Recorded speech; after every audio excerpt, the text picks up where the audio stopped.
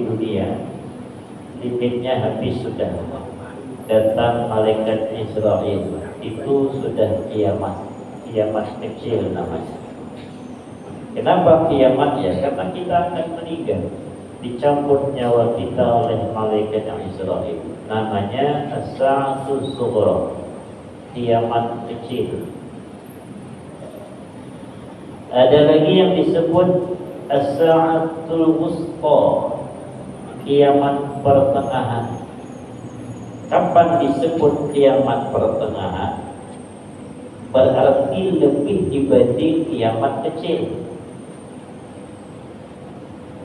Ternyata kiamat pertengahan itu ialah wahiyal mautu ahlil qarnil wahid, kematian salah satu pokok utama pada masa itu, yaitu kiamat wusta pertengahan. Lebih besar nilainya dibanding kiamat kecil. Padahal kita tidak meninggal, cuma pokok utama meninggal. Tokoh utama bukan presiden, tokoh utama untuk akhirat meninggal. Seumpama kita punya di tepilah ini tokoh yang dituakan, yang alim, yang mengamalkan ilmunya, yang wara', yang karismatik, yang kira-kira kalau dia mengatakan A seluruhnya, kalau beliau mengatakan B seluruhnya, kalau beliau mengatakan C seluruhnya. Tidak ada yang sanggup membantah kata-katanya. Namanya orang yang berkarisma, berkarismatik, yang sudah meninggal itu kan kayak Tuan Guru Zaini Abdul Ghani. Itu kan karismatik dia. Beliau itu kalau mengatakan A sekali mantap, B sekali mantap. Jangan lagi lah kata beliau pakai kopiah hitam. Sampai tukang becak di Kalimantan pakai kopiah putih. Padahal beliau memadahi orang di majelisnya, bukan memadahi orang di luar. Tapi yang ikut sampai keluar tukang becak pun pakai kopiah putih. Nah itu namanya orang yang berkarismatik. Yang tokoh seperti itu meninggal, itu lebih kiamat dibanding kita yang meninggal. Kenapa? Karena itu seperti matahari yang menyinari, yang memberikan jalan petunjuk. Kalau seumpama tokoh itu tidak ada, hidupnya kita tidak ada artinya, karena tidak ada penyinar di daerah tersebut. Makanya jikalau andai kata ada yang kokoh di daerah satu daerah, maka kompak sama-sama menjaga si tokoh utama tersebut. Karena kalau beliau itu meninggal, namanya kiamat wusta, kiamat pertengahan, lebih parah dibanding kita yang meninggal. Tokoh meninggal itu lebih parah dibanding kita yang meninggal. Kalau kita yang meninggal, satu orang cuma yang meninggal. Tapi kalau tokoh utama meninggal, sekota meninggal, sekampungan meninggal, satu daerah meninggal, bahkan sampai kadang-kadang keluar daripada daerah itu meninggal. Apa yang meninggal? Hati. Hati itu menjadi beku, seakan-akan kehilangan tokoh utama tadi. Dan biasanya kalau ulama meninggal, susah nyari ganti.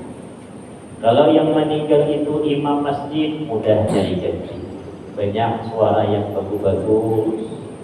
Kalau seumpama yang meninggal bupati, gampang cari ganti. Kalau seumpama yang meninggal umpama tokoh-tokoh masyarakat, RT, RW, lurah, tinggal ganti saja bupati, cari gantinya. Tapi kalau tokoh utama yang membawa keamanan untuk akhirat, itu susahnya diganti. Karena itu yang melantik langsung Allah Subhanahu wa ta'ala, yang memperkenalkan Allah Subhanahu wa ta'ala. Dan biasanya pun kalau sudah ada ganti, tidak akan sama nilainya dengan yang awal. Cari sekarang yang sama nilainya kayak Syekh Abdul Rahman Siddiq Al-Bajiri. Tidak ada. Padahal beliau itu hidupnya 100 tahun yang silam. Setelah 100 tahun yang silam sampai sekarang, ada tidak tokoh seperti itu? Tidak ada. Yang sampai seperti itu kewaliannya, ketokohannya. 100 tahun sudah. Nah, 100 tahun. Beliau itulah yang masih menjulang, walaupun orangnya dalam kubur. Tapi kalau orang mengetahui kemana Tembilahan, tokoh Tembilahan mana? Ya di Hidayat. Itulah tokoh utamanya sampai sekarang. Karena ada orang-orang dengan yang kiai-kiai yang sebelumnya meninggal, kebanyakan guru-guru meninggal, tidak kenal. Anak-anak beliau meninggal, Kiai Latifur Rahman meninggal, ada jadi tokoh, sudah tidak terkenal. Jadi orang-orang Kalimantan, orang Rengat, orang mana-mana, kalau sudah mengenal Tembilahan, yang dikenal Hidayat atau Sampah. Kenapa? Karena tokohnya tinggal di sana, berkubur di sana. Nah, ini yang tokoh agama ya, tokoh akhirat yang mengenalkan Tembilahan sampai ke Bangka Belitung itu. Orang-orang Bangka kalau umpama mencari akhirat, mana ziarahnya? Kalau ke Tembilahan pasti ke sana. Hidayah sampai meninggal masih tidak bisa dikalahkan ketokohannya. Itu beliau meninggal itu kiamat wusta namanya, lebih parah dibanding kita yang meninggal. Yang ketiga ada namanya as-sa'atul kubra, barulah kiamat yang sesungguhnya. Wa hiya ba'tsun nas min quburihim lil hisab wal jazaa. Namanya kiamat kubra. Wa asyratuha katsira, banyak tanda-tanda kiamat. Ada tanda-tanda kecil, ada tanda-tanda besar. Tanda-tanda kecil mana? Wuzuhurul fitnah, banyak fitnah. Fitnah itu banyak. Tambah lama fitnah tambah banyak. Dulu kan semenjak tidak ada HP, ada fitnah macam-macam. Ada, cuma tidak separah ada HP. Fitnahnya banyak sekarang. Kadang-kadang kita tertipu malah. Kita anggap benar, ternyata permainan digital saja. Ternyata hoax, ternyata AI. Nah, ini fitnah-fitnah. Dan tambah lama, tambah modern, tambah parah fitnah. Tambah parah. Karena digital ini tambah bagus, gambarnya tambah bersih, dikira kita asli, ternyata palsu. Dan itu berkembang, tambah parah fitnah itu baru mendekati hari kiamat.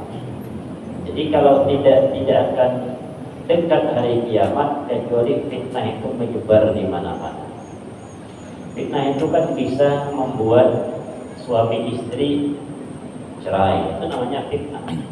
Kalau dulu masih main orang yang memfitnah, bilang ke suaminya seperti ini, nanti suami bilang kepada istrinya seperti ini. Akhirnya istri salah paham dengan suami salah paham dengan istri, cerai.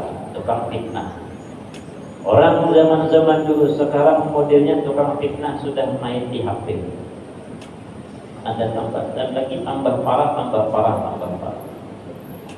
Dekat hari kiamat tambah parah. Zuhurul fitnah di mana-mana.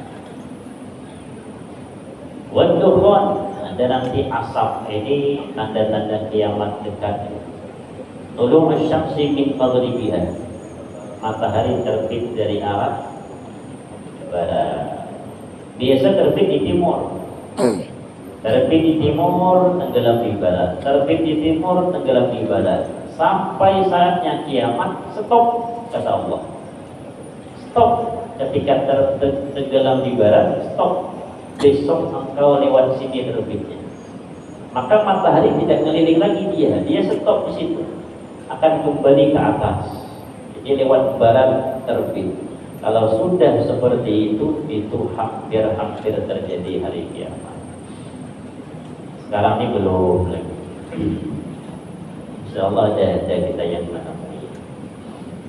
Karena dalam kitab-kitab diceritakan hari kiamat itu yang mendapati hanya orang-orang yang memang tidak tahu lagi dengan Islam. Kenapa? Karena tidak ada lagi amal-amal ibadah di muka bumi. Wallahu a'lam ni al-huda jadi apa, wallahu a'lam. Sakingnya diceritakan andai kata ada orang menyebut Allah, ada orang menyebut Allah, atau orang nanti akhir zaman buka video, ini bukan video lagi namanya, tak apalah namanya, yang namanya teknologi. Dulu kita CD, habis CD apa namanya itu ya, rekaman ya, video segala. Dulu tidak ada HP itu bisa merekam, CD itulah. Sekarang CD tidak terpakai. Kalau sekedar suara, kaset yang ada pitanya itu yang bisa terpulilit gitu. Nah, diputar, ulang lagi, putar lagi. Nah, itu susah. Sekarang bisa diatur lewat HP, sudah mutarnya itu. Sudah ada laku lagi. Kaset yang berpita itu tidak laku lagi sudah. Tambah modern. Sampai akhir zaman, entah apa nanti namanya, ketika orang mengenal atau mendengar suara Allah, mereka mengatakan, perasaan dulu pernah kita mendengar suara itu. Saking langkanya suara Allah itu. Dulu perasaan siapa yang bisa bawa suara Allah ini? Oh, kakek moyang kita sering mengatakan Allah. Berarti tidak kenal lagi mereka siapa Allah. Tidak kenal lagi siapa Tuhannya, tidak kenal lagi. Langka kata-kata Allah itu langka. Mungkin lihat video-video tahun 100 tahun yang silam, ada orang berzikir Allah. Siapa yang bilang Allah itu? Oh, kakek moyang kita dulu sering mengatakan Allah. Berarti cucunya itu berarti sudah tidak kenal lagi dengan Islam. Wallahu a'lam, masjid jadi apa? Mungkin masjid jadi hotel, musala dimiliki jadi pribadi. Nah, sekarang kan seperti itu. Orang dulu mana ada ketika wakaf itu memakai surat menyurat, karena dalam Islam wakaf itu ikrar. Kalau sudah mengatakan wakaf, maka otomatis jadi tanah wakaf. A bilang ke B, sekalipun tidak ada saksi, karena ikrar saja. Tapi yang lebih baik ada saksi. A bilang kepada B, ini tanah nih 30 kali 30 ini aku wakafkanlah jadi masjid. Aku wakafkan jadi masjid, langsung jadi masjid. Tanah yang mana? Tanah yang 30 kali 30. Ketika itu tanah itu langsung jadi masjid. Tidak boleh kencing di tanah 30 kali 30. Tidak boleh buang sampah di tanah 30 kali 30. Tidak boleh beludah di tanah 30 kali 30. Kenapa? Karena ikrarnya mengatakan aku jadikanlah tanah 30 kali 30 ini masjid.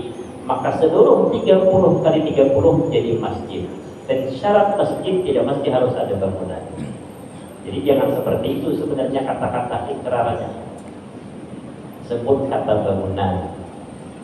Ini B, tanah ini 30 kali 30. Wakafkanlah seluruhnya ini, mungkin ingin dibangun masjid. Maka di mana nanti dibangun masjid dari 30 kali 30, mungkin 12 kali 12, sisanya untuk parkir. Maka 12 kali 12 itulah yang disebut masjid. Sisanya untuk parkir. Tanahnya tanah wakaf, tapi bukan jadi masjid, jadi tempat parkir. Sisanya bisa dibuat WC, sisanya bisa dibuat rumah kaum. Karena niatnya bangun masjid, wakafkan untuk dibangun masjid. Tidak perlu pakai hitam atas putih. Itu sedikit aja, itu kata-katanya beda hasilnya. Kalau mengatakan tanah ini seluruhnya 30 kali 30, wakafkan jadi masjid, langsung jadi masjid 30 kali 30. Kalau mengatakan ini 30 kali 30, wakafkan untuk dibangun masjid, maka di mana dibangun masjid, situlah yang jadi masjid. Sah kedudukan tanahnya, tanah wakaf. Dulu orang imannya kuat. Tidak ada yang model-model. Abahnya meninggal, saksi utama meninggal, bangunan sudah jadi, surat tidak diurus. Kenapa tidak diurus? Saling mempercayai. Ternyata anaknya taat masih dalam agama, tahu dia bapaknya mewakafkan tanah itu, dia pun sholat di situ. Oh, cucu belum tentu, anak meninggal cucu naik, cucu miskin pula. Kata cucu, jangan-jangan kayaknya belum ada di suratnya, ini masih warisan. Dilihat ada suratnya di rumah, surat tanah, sekarang dibangun masjid, tapi surat tanahnya ada. Nah, langsunglah kira-kira berapa duitnya kalau dijual nih. Cucu belum tentu imannya kuat, sekalipun dalam hatinya dia meyakini itu sudah tanah wakaf, cuman keperluan kehidupan, duit tetapi ada, rumah menyewa, anak 6, pekerjaan serabutan. Nah, selesailah. Bisa dibawa ke persidangan, menang dia, suratnya ada. Tidak ada pindah menjadi surat hibah, tidak ada, asli surat tanah. Jadi susah. Tambah lama iman tambah kurang. Ya nanti ketika hari kiamat fitnah di mana-mana. Orang tidak tahu lagi masjid kosong. Kalau kosong lagi mungkin jadi hotel.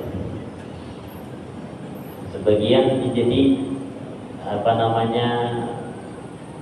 bangunan angker, bangunan kosong tidak digunakan. Bahkan orang tidak tahu itu masjid mungkin. Rasulullah sallallahu alaihi wasallam bersabda, "Bu'istu ana wasa'ah kahataini, kafadli ihdahuma 'ala al-ukhra, wa dhumma sadaqah wal wusta." Nabi Muhammad pernah mengatakan, bersabda, beliau mengisyaratkan ketika beliau bersabda, "Aku dibangkitkan, diutus, dan hari kiamat seperti 2 jari." Beliau isyaratkan dengan jari telunjuk dan jari tengah. Seperti 2 jari. Artinya tidak lama lagi ketika Nabi Muhammad diutus dan hari kiamat itu tidak lama. Tapi sampai sekarang 1400 tahun, kalau fitnah ya banyak sudah, macam-macam fitnah. Artinya kalau Nabi belum diutus, masa Nabi Ibrahim, masa Nabi Daud, masa Nabi Sulaiman, itu dengan hari kiamat masih jauh. Tapi kalau sudah Nabi diutus, Rasulullah diutus, Nabi Muhammad diutus, karena tidak ada Nabi setelah Nabi Muhammad, ini tidak akan jauh. Kahata ini seperti 2 jari, telunjuk dan jari tengah. Dalam hadis lain Rasulullah sallallahu alaihi wasallam bersabda, "Bainama Rasulullah sallallahu alaihi wasallam fi majlisin." Ketika Nabi Muhammad duduk di suatu majelis itu tempat duduk ya. Ada seseorang A'rabi bertanya, "Mata sa'ah ya Rasulullah?" Kapan terjadi hari kiamat?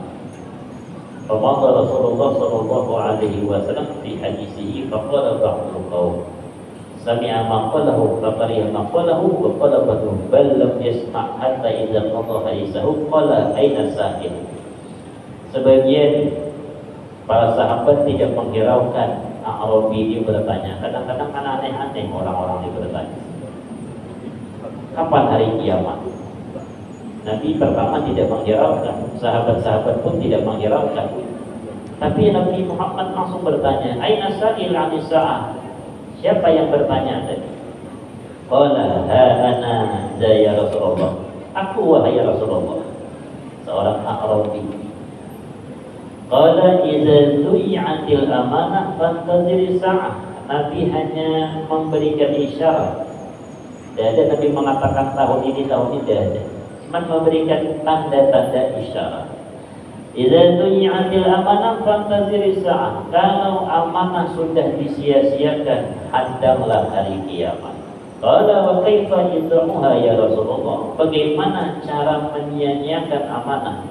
Qala Rasulullah menjawab, idza wusidal amru ila ghairi ahlihi fantazir sa'ah. Kalau suatu perkara diserahkan bukan pada ahlinya, hadam hari kiamat. Suatu perkara diserahkan bukan pada ahli, hancurlah. Jurusannya apa? Jurusannya pertukangan. Disuruh jadi nelayan, mana bisa.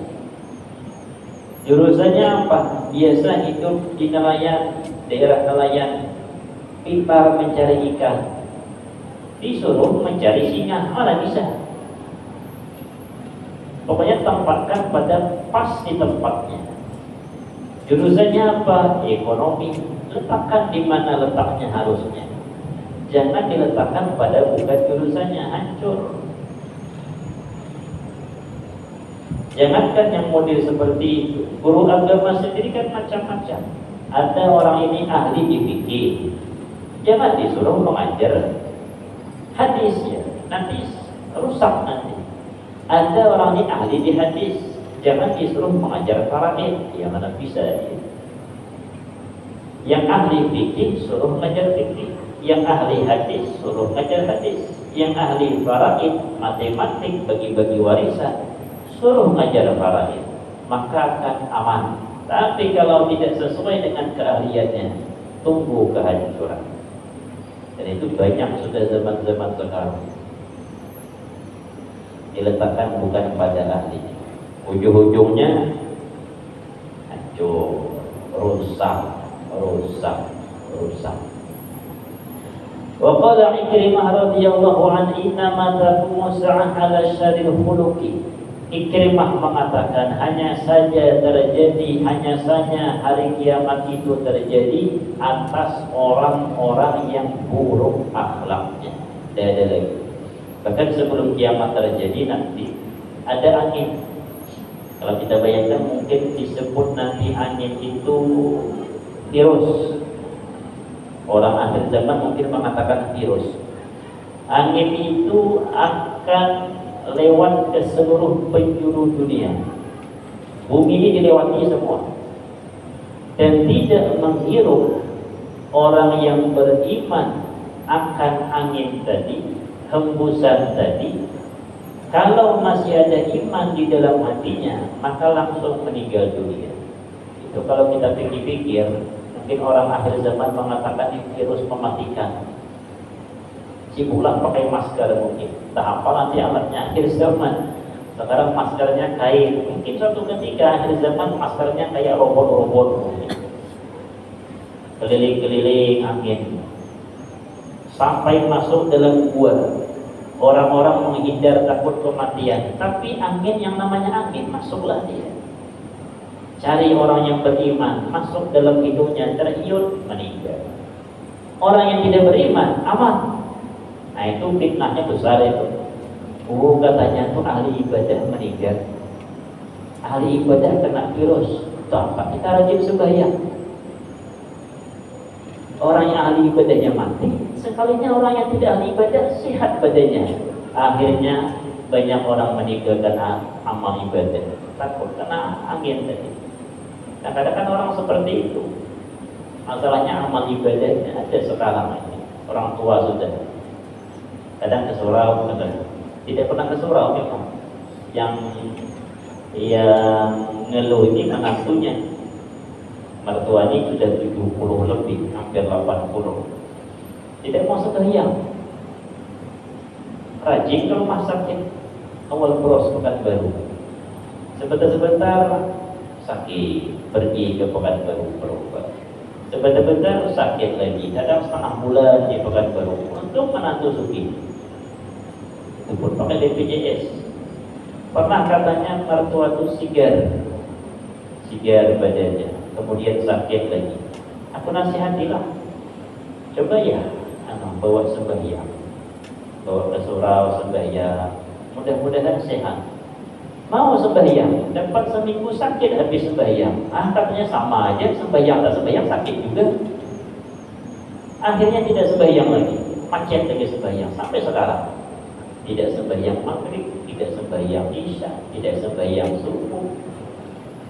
Itu menantunya ini setengah bulan pergi ke rumah sakit. Alasannya apa? Tidak sembahyang. Sembahyang tidak sembahyang sama.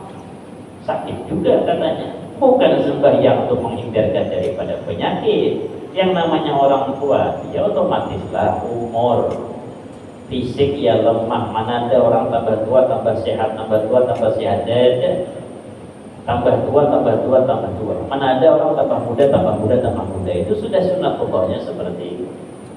Jadi sembahyang itu, sholat itu bukan untuk mencari kesehatan, itu lillahi ta'ala, untuk mencari kebahagiaan hidup di akhirat. Akhir zaman ya seperti itu. Takut orang, apa kita sholat? Itulah orang ahli ibadah, sehat-sehat ahli ibadah, kena virus langsung meninggal. Padahal memang itu angin mencari orang yang ada iman supaya dimatikan oleh Allah lewat tirupan angin tadi. Tertinggal orang yang tidak ada iman kepada Allah. Dan ketika itu banyak yang keluar daripada Islam, takut kena virus tadi. Sehingga habis orang beriman, tidak ada lagi virusnya, hilang. Tersisalah orang-orang yang jahat, orang-orang yang tidak pernah paham amal ibadah. Beberapa tahun setelah itu tidak kenal dia dengan Islam, punah Islam, terjadi hari kiamat. Mudah-mudahan Allah Subhanahu wa Ta'ala menjaga kita. Insyaallah kita dijaga, tapi kita khawatir anak, cucu, cicit-cicit zuriat kita. Maka kita doakan mereka sewaktu kita hidup, jangan sampai mereka termasuk yang tersisa. Biarlah mati sekalian, cucu-cucu itu mati karena sebab terhirup angin atau udara yang mencari orang yang ada iman di dalam hatinya kepada Allah, supaya yang tersisa bukan lagi anak dan cucu-cucu kita. Mudah-mudahan Allah Subhanahu wa Ta'ala menjadikan kita termasuk hamba-hamba yang taat kepadanya dan menyelamatkan kita termasuk zuriat kita yang akan nanti suatu ketika pasti akan menghadapi hari-hari dekat dengan hari kiamat. Mudah-mudahan ada manfaat. Al-Fatihah. A'udzubillahi minasyaitonir rajim. Bismillahirrahmanirrahim. Alhamdulillahirabbil alamin arrahmanir rahim maliki yaumiddin. Iyyaka na'budu wa iyyaka nasta'in. Ihdinas siratal mustaqim. Siratal ladzina an'amta 'alaihim ghairil maghdubi 'alaihim waladdallin. Amin amin ya Allah. Bismillahirrahmanirrahim. Alhamdulillahi rabbil alamin wassalatu wassalamu ala asyrafil anbiya wal mursalin wa ala alihi wa sahbihi ajma'in. Allahumma inna nas'aluka salamatan fid din wa 'afiyatan fil jasad wa ziyadatan fil 'ilmi wa barakatan fil rizqi wa tawbatan qabla al-maut wa rahmatan 'inda al-maut wa maghfiratan ba'da al-maut. Allahumma hawwin 'alaina fi sakaratil maut wa najatan minan nar wal 'afwa 'inda al-hisab. Wa sallallahu 'ala sayyidina Muhammad wa 'ala alihi wa sahbihi wa sallam walhamdulillahi rabbil alamin. Taqabbalallahu minkum.